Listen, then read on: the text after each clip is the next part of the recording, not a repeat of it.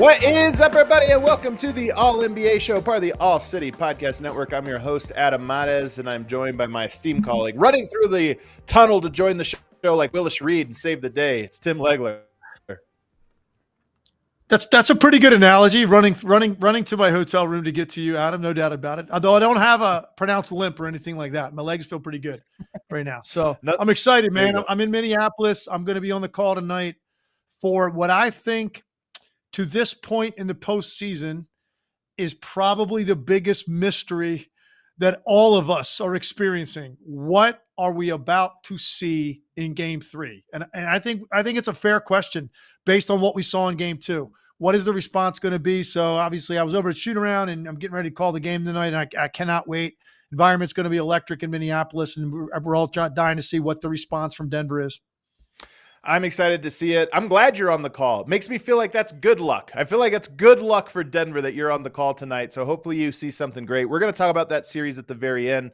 We're going to ask who won the week, but we're going to start with the games that happened last night, including the Cavs shocking the Celtics, dominating that game, to be honest with you, and then the Mavs bouncing back behind Luka Doncic. But first, we are presented, as always, by DraftKings Pick 6. Stay tuned, because later in the show, you'll hear more about DraftKings and all it has to offer. DraftKings, the crown is yours. All right, let's get right into last night's games, and we're going to start.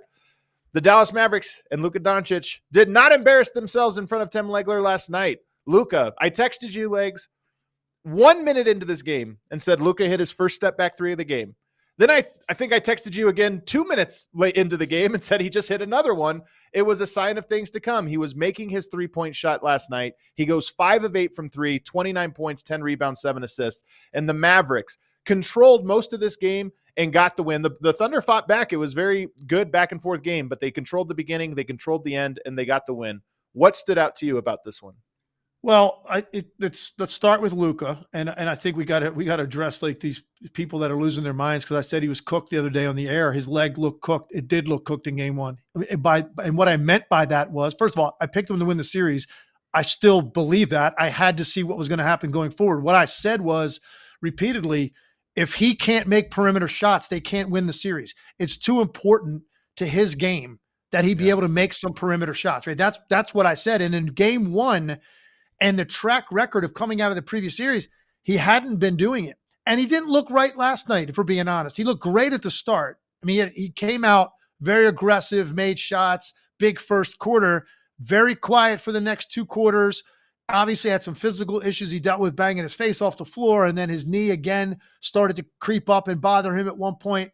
Had a couple very big shots that he made in the fourth quarter to help them kind of close the deal. He still doesn't look right to me, but he was able to play through it. If he can do that, then the Mavericks have a great chance of winning the series. And that's where I was at the end of Game 1. What is he going to look like? Is this going to be something that deteriorates going forward? Each game, it's going to be this accumulative effect. And so now he's limited offensively in what he's going to be able to do, because at the end of the day, he's going to need to make shots and put up scoring numbers for them to win. He is. And that's what I needed to see last night. He did it for the most part. He was efficient, shot better than 50% from the field, made more than 50% of his threes, hasn't really done that in the postseason. So from a shooting perspective, really good last night. He was a little bit more selective. He did enough. And look, he got a lot of help last night. PJ Washington was sensational. Gafford was great. Their defensive effort was fantastic. I thought their help on penetration and their rotations were so good and committed last night.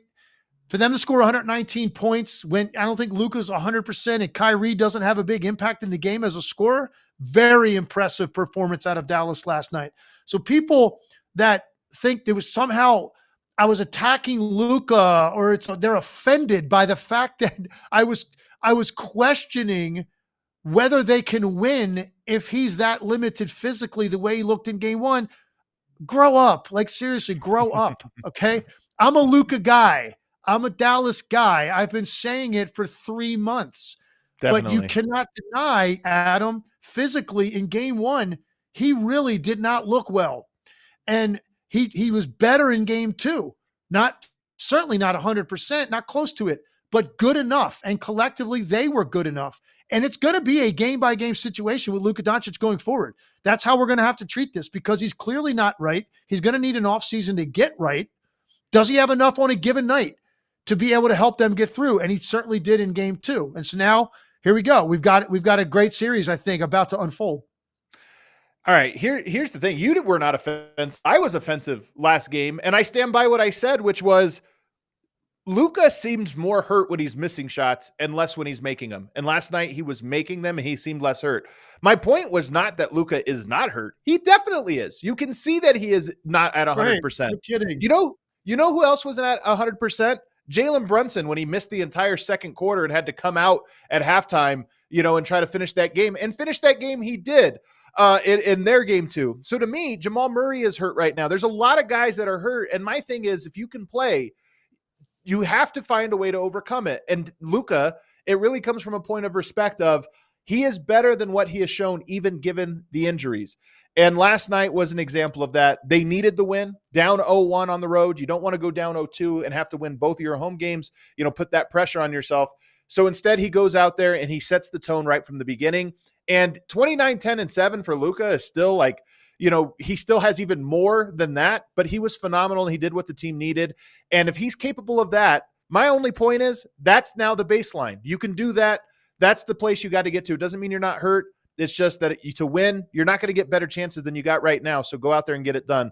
The other guy who got it done, PJ Washington, 7 of 11 from the 3-point line, 29 points, 11 rebounds. He was phenomenal. Another bellwether for the Mavs is how well he plays, and him having a great game is a big reason why they had a comfortable win against the Thunder. He was incredible. I mean, just the fact that he got 18 shots, and he was the recipient more often than not of any traffic that came Luka's way or Kyrie's way. And he was stepping into those things with incredible confidence. I mean, you saw it right in the beginning of the game. Like, there was just no hesitation. He obviously was feeling it. He was feeling good. He was letting it fly. There was no doubt when it was coming off his fingertips. Everything looked good that he did. He was sensational, and they needed it. They needed it because Kyrie just never really got into an aggressive flow. The opportunities just didn't present themselves to Kyrie. It's a great sign they were able to win despite that, because that Kyrie is going to put his imprint on this series. And my guess would be it's game 3. I don't think Kyrie's quiet 2 games in a row. And right now, with the unknown about Luka, I think between games, from game to game, within games, you're watching him constantly, trying to see what kind of lift does he have, how aggressive is he, how quickly is he playing. Kyrie is going to be massively important in this series, and he was super quiet in game 2. I don't expect that to continue. And knowing a guy like that, man, at his core, he's playing a lot harder defensively, but at his core, he's a scorer. He is a raw scoring talent. That's when he's at his best. I have a feeling you're going to see a very aggressive Kyrie Irving at the start of game 3 and get himself involved and get himself going. And maybe that's a night, you get less from PJ.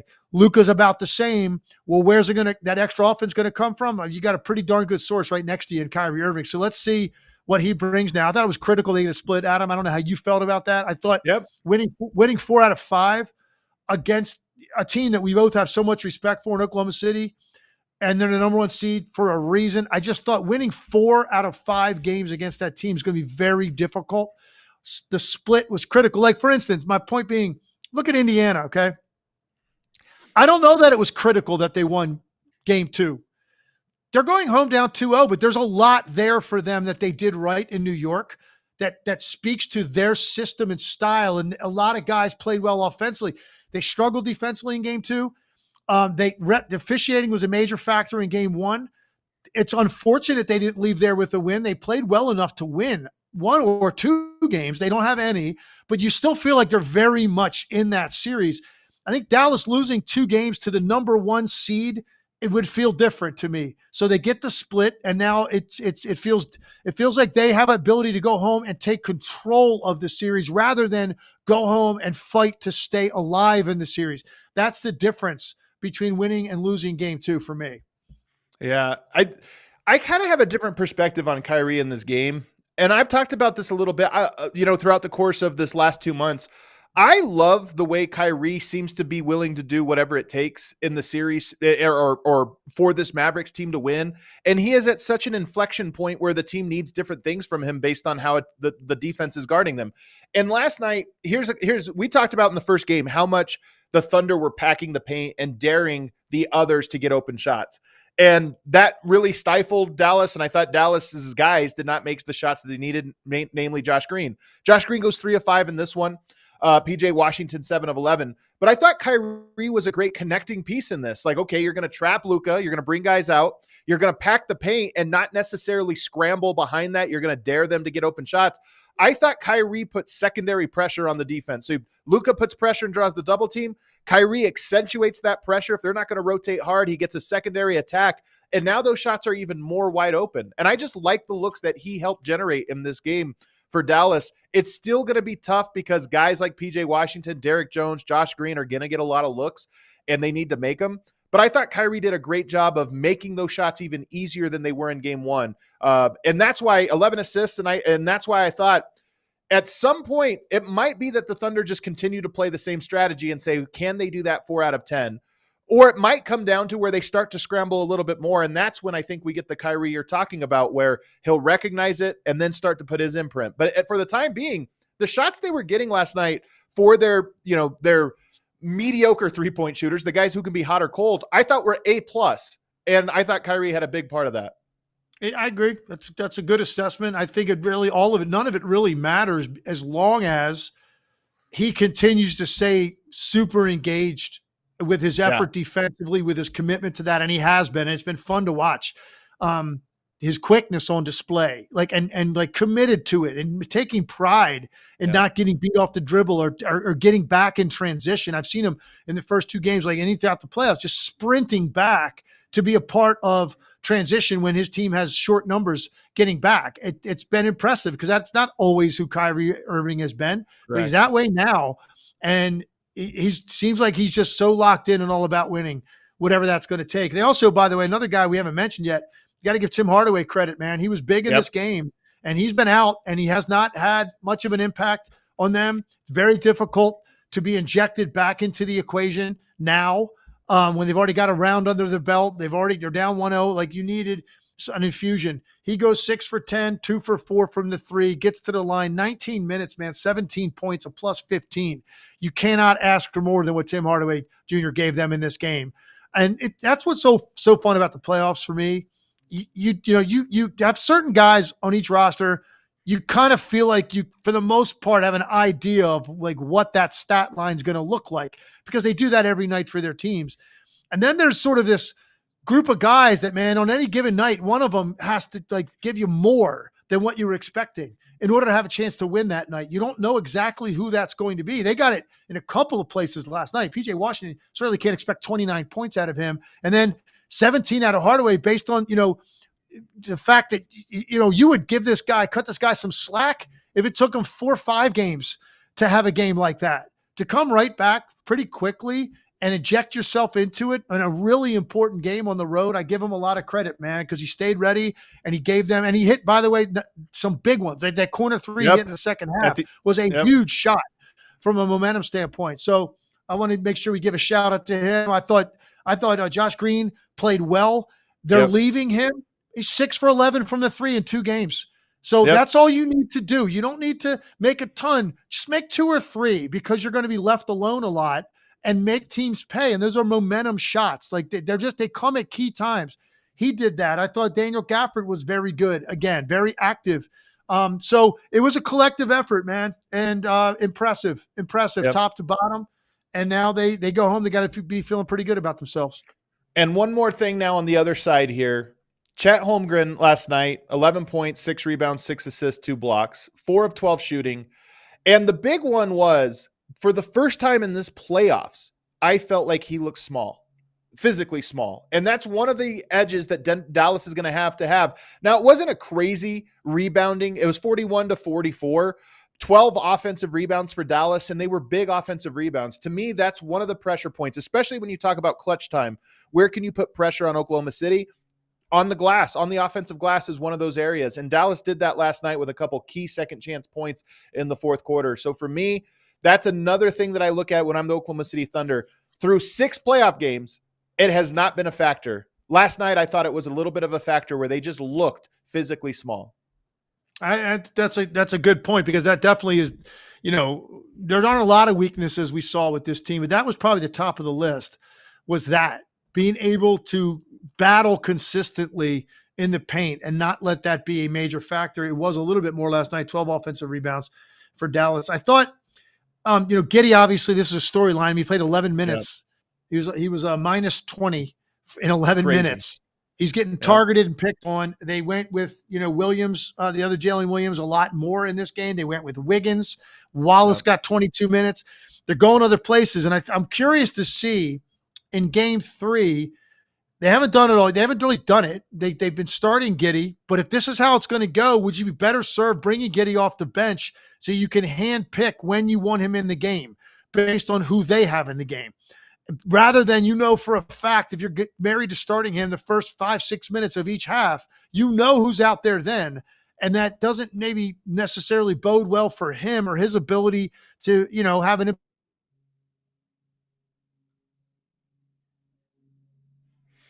Oh no, he might be frozen and not coming back on this one. Yeah. I'm going to finish off the thought, though, for him. The one thing I will say, I 100% Giddey as a storyline. He was a big negative in short minutes in game 1, and then an even bigger one. Dallas, I think, knows how they want to attack that specific matchup. The good news for Oklahoma City, and it's always weird, and I think that they are a team that is prepared to do this. They've had very good players behind him. Isaiah Joe, Aaron Wiggins, Cason Wallace. They've got guys that they can pivot to and play if they need to. Their rotation, they're basically playing 9 guys, which is a really big rotation for the playoffs. So that can be shrunk by one player or more, to Leg's point. Try to find the minutes that fit Giddey. I've been saying this all year. Giddey and the overall size, not the length. They have great length, but not, strength. Those were the 2 things that scared me about the Oklahoma City Thunder in a potential playoffs. And both of those things have been evident in game 2. Now, again, the first 5 games for Oklahoma City, they looked great. Their strengths, including their 5-out spacing, has more than made up for that. But I do think this is a series that is probably going to make them have to make the Giddey adjustment. And I think they will. And I think it's going to become a little bit more difficult for Dallas. And if Giddey finds a way to make an impact off the bench, I think it'll change a lot of, right now he's a negative player. Do you just cut him out?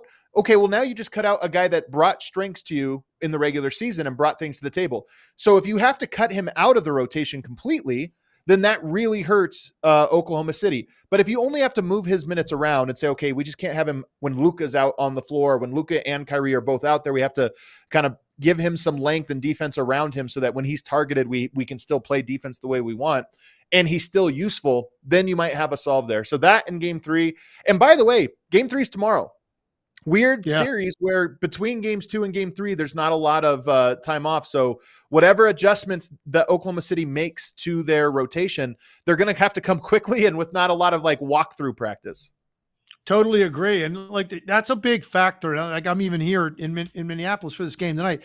3 days off couldn't possibly have come at a better time for the Denver Nuggets after what happened in game 2, right? True. It's incredible. The scheduling gods are looking out for them, because how in the world would you come back in 48 hours from what happened in game 2 with such little time to make some adjustments, to create space, and just mentally to get over what happened to you? So in this case, it's like Oklahoma City, they got some quick adjustments to have to make on the fly to get ready for game 3 in a different environment. And, some guys that you're going to have to rein in a little bit here, because for Dallas to get to 119, that's very impressive against this Oklahoma City defense when it wasn't like all guys were firing on all cylinders. So that's a quick turnaround for Oklahoma City to make these kind of adjustments, and even looking at their own rotation. Yeah. All right, let's take a break because we got to keep it moving, and we got to get to another phenomenal series. The Cavs shocking the world, shocking both of us, and getting a win in Boston. Did they expose something about Boston's shortcomings? Also, Evan Mobley, my God, that guy was doing everything last night. All that more on the other side. But first, it's beach season. Are you ready to soak up those summer vibes and unveil your ultimate beach bod? Well, you're in luck because our friends at Manscaped have you covered from head to toe with the Performance Package 5.0. The ultimate all-in-one grooming kit is set to have you looking and feeling your best in the summer sun. Trust Manscaped and unlock the confidence you need to turn heads this season. Join the 10 million men worldwide who trust manscaped.com for 20% off and free shipping with code ALLNBA. Let's make this summer the smoothest one yet. You guys know how it is. You go to the beach for the first time. If you have not groomed yourself, maybe you got the hairy neck, the hairy back, you're looking terrible and you're embarrassed out there. Don't let that happen to you. Get ahead of it as beach season is right around the corner and go to Manscaped. You get 20% off and free shipping with that code ALL at manscaped.com. Also want to tell you guys about DraftKings Pick 6. Do you ever play that over-under game with your friends? How quickly can you drink this beer? Put the beer down over under 3 seconds, over under 30 minutes before your wife gets ready to go out the door. That's basically the idea behind DraftKings' new Pick 6 fantasy game. DraftKings is an official partner of the NBA, and here's how you play during the NBA playoffs. Pick between 2 and 6 players and choose if they'll have more or less of a stat. Tonight, I would go Jokic points over. I would go with McDaniels points under. Maybe I would only go with those two. Then I would go with Gobert rebounds over. Those 3 things. You track, and then that would be your bet. That's like your team. You created a roster. And then if you win, if all of those things happen, you win your bet. So download the new DraftKings Pick 6 app now, and use code ALLNBA for a shot at huge cash prizes. That's code ALLNBA only on DraftKings Pick 6. The crown is yours. Gambling problem? Call 1-800-GAMBLER. 18 and over in most eligible states. Age varies by jurisdiction. Eligibility restrictions apply. Pick 6 not available in all states, including but not limited to Connecticut and New York. For up-to-date list of states, visit dkng.co/pick6states. Void where prohibited. See terms at pick6.draftkings.com/promos. Back here, segment 2 of the All-NBA show. All right, another game happened last night that was crazy. Maybe even crazier, honestly, than... I'd say the second craziest game of the week behind that Nuggets beatdown. The Celtics got beat down. 94 points they were held to in game 2 at home. The Cavs put up 118. 2 storylines for me stand out here. Donovan Mitchell was phenomenal, especially in that second half where he was just making everything and being aggressive. But Evan Mobley, 21 points, 10 rebounds, 5 assists, 1 steal, 2 blocks. And that was in just 33 minutes. Legs, which one stood out to you the most? Mobley, I think. Mobley, his aggressiveness and looking for his own offense. And, we both really like Evan Mobley, but there's a step forward that you're expecting him to take a little bit offensively this year, and he didn't really do it. This is exactly the kind of game that we think he could have more of. 15 shots. It's a great number, man. He was anticipating them. He was taking advantage of getting the ball when the Cavs were spreading out Boston a little bit defensively, and Evan Mobley had opportunities to operate by himself in the middle of the floor. He was taking advantage of that, and he was looking for his own offense. And they need that, because if you're just going to rely on Donovan Mitchell and Darius Garland for the most part, that's a tough road, man, for guards, right, and smaller guys to have to shoot high percentages against a team like Boston. You need more efficient offense out of your bigs, and they got it, especially without Jared Allen playing. I thought it was a huge performance. Karis LeVert was great too in this game, by the way. I thought, Adam, the biggest problem in this game, because people always want to point to Boston's offense when they lose and say, there you go. See, this is what they do. They shoot too many threes and they make themselves easy to guard. I just don't know if I buy into them fully. Like, that's what you hear when they lose a game. It wasn't the case in this game. They only took 35 threes. Cleveland did a great job of getting out to the 3-point line, and they didn't have a counter punch. They didn't have a plan B. They didn't. Yep. And I thought, by the way, they took a lot of shots with the ball. In the NBA, when you get down about 7 on the clock, you'll hear the bench yell red, meaning, hey, shot clock's winding down, get into something quick, like a quick ball screen or something like that, and get a shot up.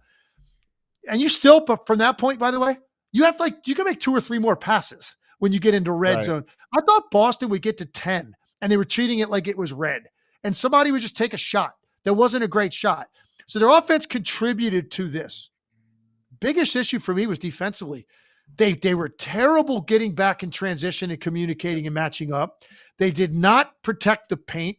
When Boston's at their best, the paint's a tough place to score. because they're very athletic and quick on the perimeter. They're very connected. They cover a lot of ground. And then typically they've had Porzingis back there roaming in the paint, which is a problem at the rim. So that definitely, affects their team. And I noticed it last night. I think not having Porzingis is one of the first times it really stood out to me what a difference he would have made in a game like that with his defense. But overall, it just wasn't a very inspiring defensive effort out of them. And Cleveland got into a rhythm, and you could see their confidence build in the second half. When they started to string together shots, get 5, 7, 9, they were pretty sure about their ability to have success trip after trip on the offensive end of the floor. So I put this one, Adam, much more on Boston's defense than their offense, even though they only scored 94 points. That's really interesting. I'm trying to chew on that one for a while, because one of the things I thought in this game, when you talk about defensively, how do you hold Boston to 94 points? Not having Jared Allen, I think in some ways unlocks the Cavs' ability to guard this specific team. And what I mean by that is the NBA in today's NBA, there's almost rarely an example of good defense. There's teams that are good defensively at specific things. There's a handful of teams that are good defensively at almost everything. But guarding a 5-out offense is different than guarding a team with 2 bigs or guarding a team with a lot of pick and roll guys that try to get downhill and what have you. When you said that the Celtics didn't have a second punch or an answer once Cleveland did a good job of being to guard their guys on the perimeter, where do they go after that? That's one of the things that concerns you about Boston. But Mobley, when he gets to play a switch a switchy center position as opposed to a power forward, a switchy position there, he can guard in space.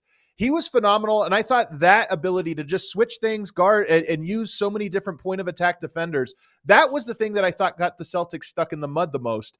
And that's the thing that was so impressive. Mobley did. I want to talk about his offense here in a second, but defensively, his ability to protect the rim and guard the perimeter that's what made you excited about him as a prospect. And if you wanted to show people an example of that, last night I thought was exhibit A of here's what he can do, how versatile he can be defensively. Yeah, no, I agree with that. I think that, Cleveland, I give them a lot of credit, man, because they got waxed in the first game. They came out of a 7-game series. They got absolutely destroyed in that first game. Didn't look like this was going to be a competitive series. Going into it, I said that the Celtics are going to win this in 6 games. And I thought, then I watched the first game. I thought, man, maybe I gave Cleveland too much credit here. Some of the things they were able to do last night is kind of what I was expecting them to do, but I didn't see it in the first game. So then I started to wonder if I was going to see it. I did last night. And that's a big part of what you're talking about, that versatility that they showed in taking that away from Boston. Here's the one thing I will say about Boston. I don't think that's what you saw last night is good. Like that's the final answer for the Boston Celtics.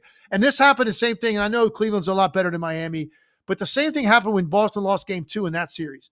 Like what they did and their resounding response to that in game 3, I think that's what they've been good at this year. And I think you're going to see something similar when they get back to Cleveland and what I mean by that specifically against this team is they have to be more committed to winning that one-on-one matchup that's in front of them when the ball is swung and there's a closeout. And I didn't think Boston did a very good job of it. They take shots sometimes, Adam, that I kind of go, yeah, that's like an okay shot.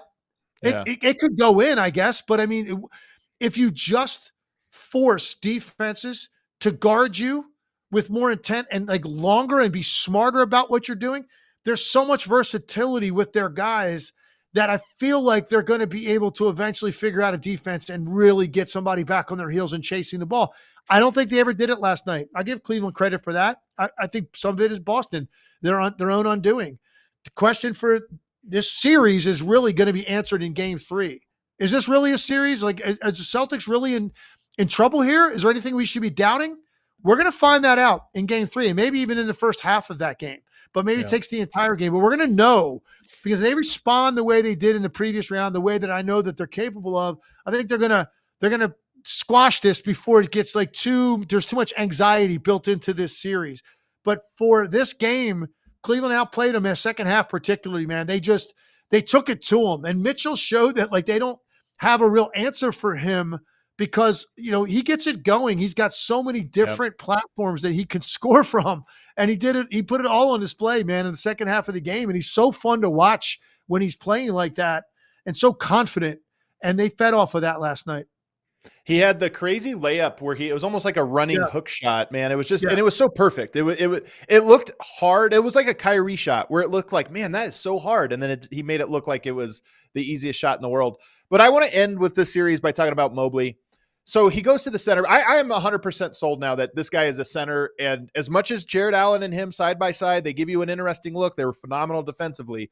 He just looks so unlocked playing the way he did last night. For starters, he hit a three. He hadn't even taken a three in the last 5 games of the playoffs. He took and made a three. He scored at the rim. He passed the ball from the elbows in the top of the key and had some phenomenal passes. Like some of the assists, he had 5 assists, and some of them were of the thread the needle variety, backboard cuts. I just felt like he, in this game, looked more dynamic than he has looked in 95% of the games you see, even in the regular season from him. And that's the part when back in the day, you thought he had the mid-range, he had the post-up, he had the little jump hook, he could do all this different stuff. And you don't always see that. Last night you saw it, and I was so impressed with Mobley last night. So impressed with him, and I think collectively their effort, and Mobley was a big part of this because he was also involved in the rotations. Okoro was very important in shutting off Derek White's water a little bit. I mean, this guy has been shooting at a level like I think the best he's ever shot it in his life here in this recent stretch. I mean, it's just no doubt. He's so confident. He's hunting them. And he was 1 for 8 last night. And some nights you can go 1 for 8 and it's not really attributed to the defense at all. And yet the defense will get credit because that's what people do. They look at a box score and go, played great defense on Derek White. Look what they did. And I'm thinking to myself, no, he's 1 for 8. 6 of those were great looks. That wasn't the case last night, man. They were getting to him. They were getting to him, and the shots, he took some at the end of the clock with it like palm on palm release defensively. They clearly were like, okay, enough is enough of the Derek White, this Derek White, because it's enough to deal with these other guys. You can't also have 20, 25 out of Derek White. So I think he was a massive priority for Cleveland going into last night. And maybe Boston was getting a little bit used to that, a little bit spoiled by that production of Derek White and thinking that's just, okay, here we go. This is what Derek White's going to be giving us every night because he's been doing it for how many games in a row. And Cleveland took that away last night. And I think it was now, okay, now what are you guys going to do? Because that's not available to your offense. How are you going to make up for that? Because Derek White, he had 10 points, 3 for 11, 1 for 8 from the three. He wasn't a factor in the game really offensively. And he's been like the factor for them offensively here recently. So that was a big part of the game as well. I agree. And I've always said he's the guy that in the clutch, the other guys are the ones that are going to score, but he stirs everything. And last night, in 5 minutes, he had 0 points, 0 assists, 0 anythings. Jason Tatum, by the way, just 2 points in the fourth quarter, 25-point game, but just 2 in the fourth. Again, they shut the faucet off in that end of third, fourth quarter. We got to keep it moving, though, Legs. And as we do every single week here at the end of the week, we ask who won the week. This segment, of course, is presented by DraftKings Sportsbook. Use code ALLNBA whenever you sign up. The crown is yours. All right, I got 3 nominees for you this week, and they're all good. Donovan Mitchell. Donovan Mitchell averaged 38 points per game on 51% shooting. You've also got Jalen Brunson, who continues to be incredible, although he didn't score 40 for the first time in, a month. But he is averaging 36 points, 57% shooting from the field. And then you have the Minnesota Timberwolves' defense, which held Denver, one of the toughest offenses in the game. They held him under 100 2 times in a row, including 80 points in game 2. So Donovan Mitchell, Jalen Brunson, the Timberwolves, or you can make a new nominee. Who do you got, Legs? Yeah, my inclination was to go with the Knicks overall. So let's go with the Brunson-Knicks combination. And here's why I say that. I think they won the week because they are incredibly fortunate to be up 2-0 in this series going to Indiana with everything that transpired in New York. And look, I'm giving them credit because what they're dealing with in terms of how short their rotation is and what they're doing to compete in these games is incredible. They deserve all the credit in the world. But we know how the end of game 1 played out. It was very fortunate the way some things broke for them with the officiating in that game, and we might have had a different result. Then in game 2, you play a quarter plus without Brunson. You don't have Anunoby for that, the close of the game, the rest of the game. And so your rotation's even shorter. Indiana's playing well, and here you go. You leave. Indiana accomplished a lot that they needed to win those games, and yet you're up 2-0. somehow, some way, you're up 2-0 going to Indiana. Now, look, this might be 2-2 by the time they leave Indiana. That's very possible. But if you go to Indiana and you're down 0-2 or it's even 1-1, it's going to feel like with what they look like physically, they're in serious trouble. Instead, even though they're still in trouble with their rotation and these injuries, bottom line is this is a race to 4, and they're halfway there because they held on to both of those games. So I think based on how well their opponent played in those 2 games in New York and how close Indiana was to playing like exactly the kind of game they have to play, to be up 2-0, I think New York's the winner of the week because that easily could have gone the other way. I almost put the Nova Knicks because you could say Hart, DiVincenzo, and Brunson all together, man. Those 3 guys. I mean, Hartenstein deserves some mention in there as well. You know, McBride has been doing some stuff. So there's other guys, but the Nova Knicks, to me, all 3 of them have just been unbelievable. And the Knicks as a team, man, those games were really, really fun. All right, you guys can vote for us. Obviously, on YouTube, we'll have the poll up later on, and you can let us know who you think deserved it. Really quickly before we get out of here, Legs, let's talk about the games tonight. You got the Knicks and the Pacers. You just mentioned that they can get back into this one. So how? What is it that you want to see from the Pacers tonight? No OG Anunoby. Indiana does come in as a favorite on DraftKings, 7.5-point favorite. So the books at least think that Indiana can get back into the series. But what do you think they have to show? And is there a player you have your eye on?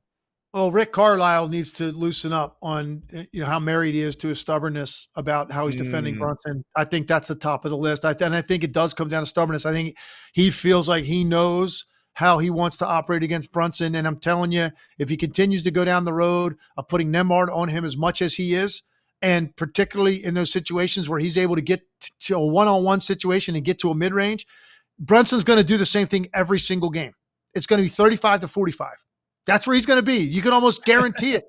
So the question is, are you willing to change that up? And there's a variety of things you can do. I think Nesmith on him more initially. I think you trap him more, but after he comes off ball screens, not running out at half court where he's got the whole court at his disposal. And Hartenstein is a really good facilitator in the middle of the floor if you hit him. And you got to deal with Hartenstein on rim runs that have left those corner shooters open on that. I don't think you run at guys indiscriminately near half court. I just don't think you do that in the NBA.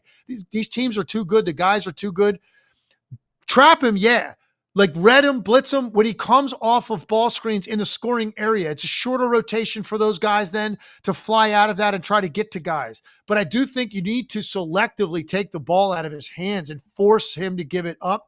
And then I think TJ McConnell needs to be on the floor more if he continues to play like this. If TJ McConnell has a similar first half to what he's done in the first 2 games in this series, then the guy needs to be on the floor for more of those minutes in the second half and less Nembhard. He went back to Nembhard with 7 minutes left in the game. TJ McConnell was a force that they couldn't stop. And he decided, and he said it after the game, well, we didn't just leave him in because we just haven't done that all year. Man, you're past that point of worrying about that. It's game by game management, trying to get a win in this series. So I think those are the areas. The trapping, Nesmith on him more, and then TJ McConnell stays on the floor more. I think if those things happen, based on what I saw Indiana do in New York, that was really good. If they maintain that and their pace and style and Halliburton plays well again, I think the Pacers will win this game. Should be a good one. I am interested to see how much TJ McConnell plays tonight. Because the other thing about TJ McConnell, fan favorite. The hustle guy, the undersized hustle guy is everybody's fan favorite. So you go home, that's a way you can really spark if he has the impact he's had in the first 2 games, you bring that to the home crowd, and that's where the momentum really gets going. But my eyes on Tyrese Halliburton. I just want to see him. He scored more, obviously, in game 2. I want to see if he has another level here as in my opinion, with OG being out, the momentum can very easily shift back to the Pacers' side. Your best player needs to be able to be the one to really make that happen. So I want to watch him tonight and see what he's got in store. The other game, the Nuggets at the Timberwolves.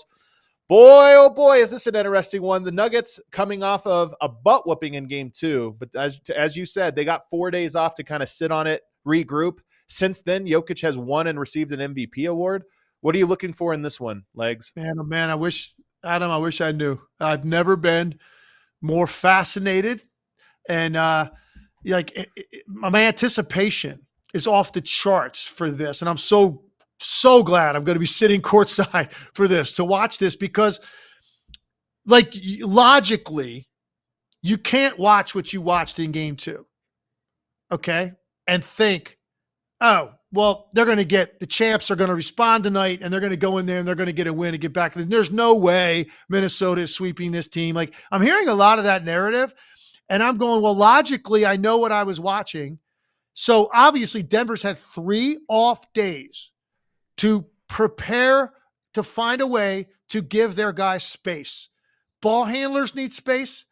Guys to catch the ball and entry passes on the wing or in the post to run your offense need space. Shooters need some more space because they had none. There was no daylight. There was absolutely no air to breathe for them for an entire half, and it extended into the second half. But really, this is about the first 24 minutes.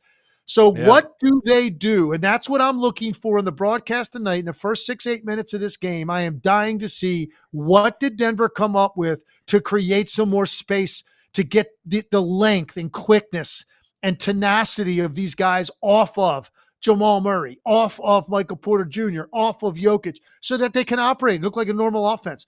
Very curious to see it. You're obviously going to get Denver's best and maximum effort and response you can possibly get because they know the series is over if they lose this game. You're going to get the absolute best they have.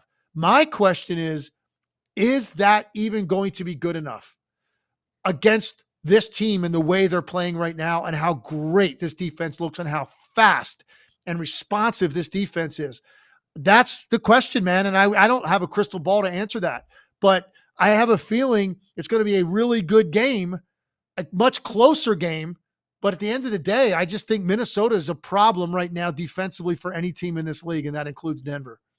The first 6 minutes of this game are huge. Legs, the Minnesota fan base has not seen their team on their home court for over 2.5 weeks. I think it's been like 20 days or 19 days since they've had a home game because they had the first 2 in round 1. They sweep, so there's no game 5, and then they went on the road for the first 2 and have had an extended break going into game 3. So it's an abnormally long stretch between the last time that home crowd got to be inside the building and seeing their team right now.